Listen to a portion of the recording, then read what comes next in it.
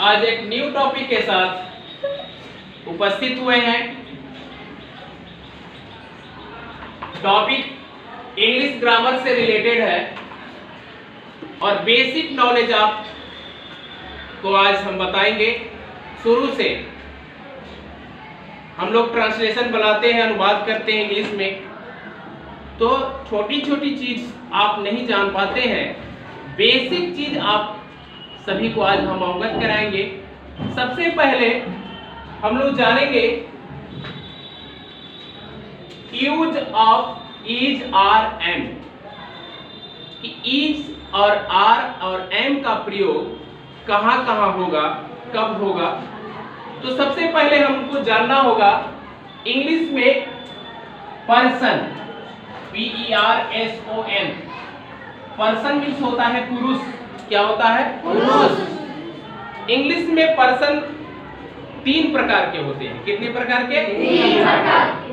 First person FIRST PERSON, first person. दूसरा होता है सेकंड SECOND, सेकंड। ध्यान दीजिए बाबू, सेकंड पर्सन।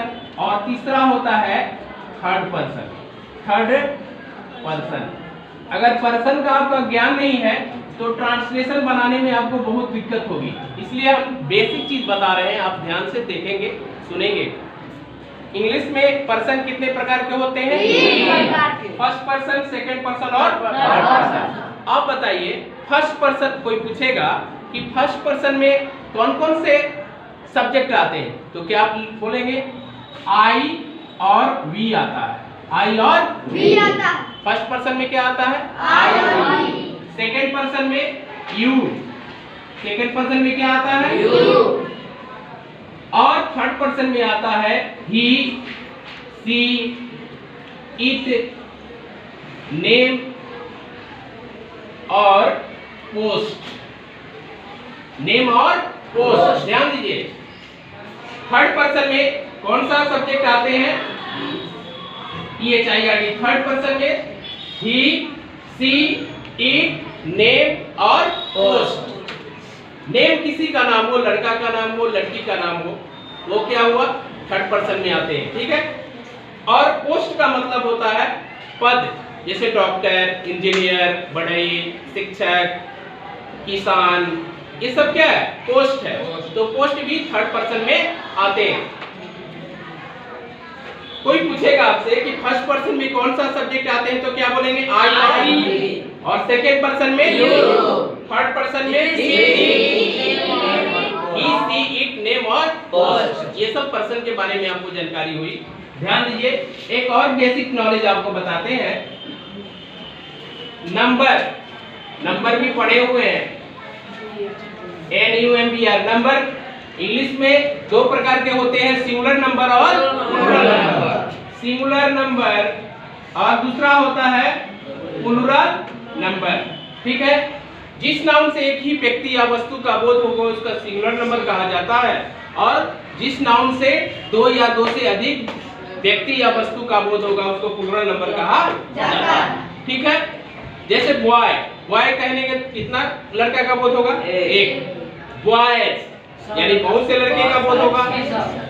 तो ये सिंगुलर और प्लूरल, ये बेसिक चीजें हैं। देखिए, use of is are am, is का प्रयोग कहाँ करेंगे, आर का प्रयोग कहाँ करेंगे और एम का प्रयोग कहाँ करेंगे।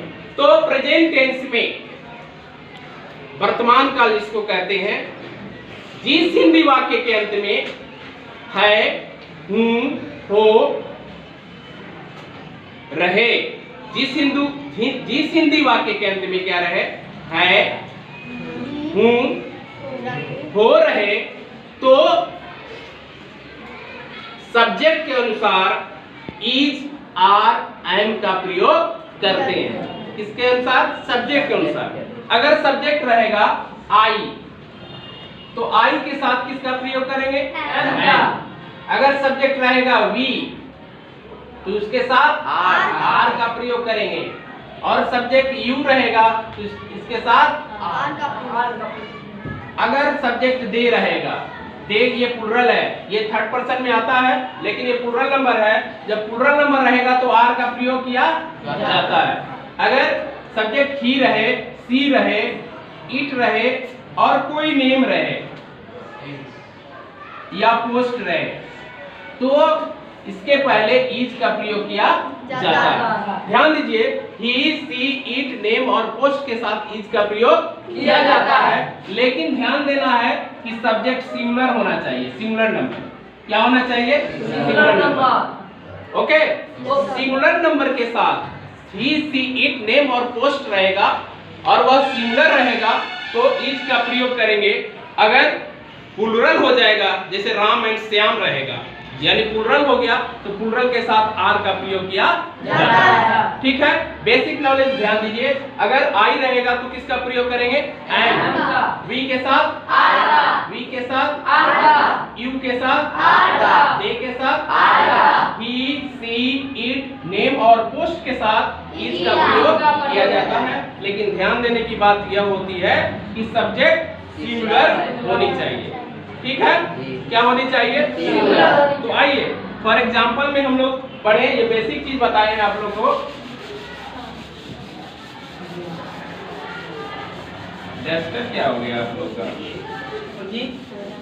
डस्टर क्या था? जैसे I dash a good boy, क्या होगा बताइए? इसका प्रयोग करेंगे बताए हैं। अगर सब्जेक्ट आई रहे, फर्स्ट पर्सन में रहेगा आई, तो किसका प्रयोग करेंगे? उसी तरह से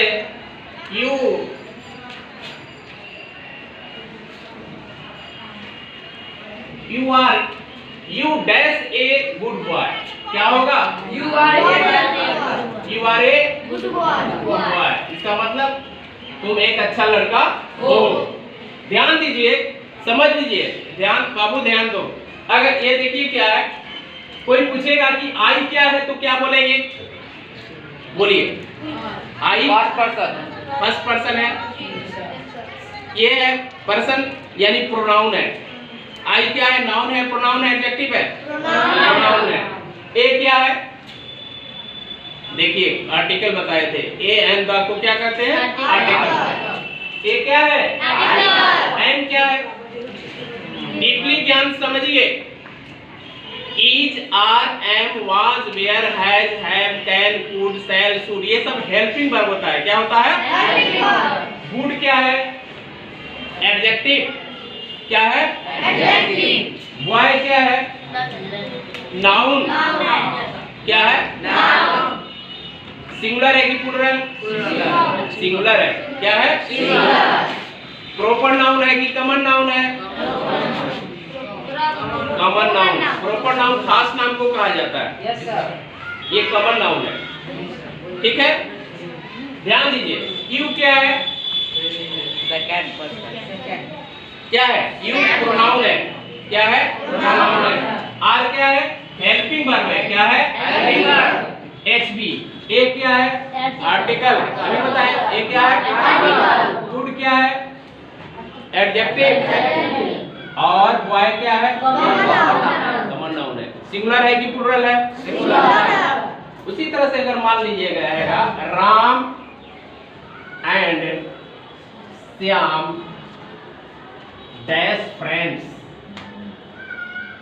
आप बोलिए, ये सब्जेक्ट है राम एंड श्याम, बताया कि किसी नेम के साथ इज का प्रयोग किया जाता है, लेकिन ध्यान देना है कि वो सिंगुलर है कि प्लुरल? प्लुरल है कि singular? Ram and Shyam plural हो गया ना, तो किसका प्रयोग करेंगे? किसका प्रयोग? उसी तरह से होगा कि Sita dash a beautiful girl. Sita dash a beautiful girl, क्या होगा? सीता नाम है ना जी, सिंगुलर है कि प्लुरल? इज का प्रयोग करेंगे। जब सिंगुलर रहेगा तो इज, अब प्लुरल रहेगा तो आर। ओके, जैसे मान लीजिए रहेगा ही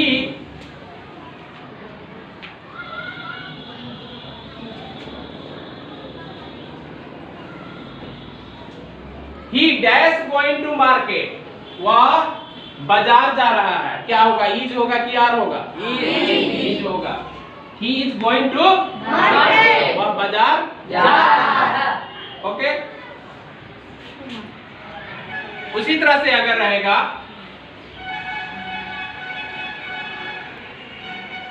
they dash happy, way dash है, क्या होगा? दे के साथ किसका प्रयोग?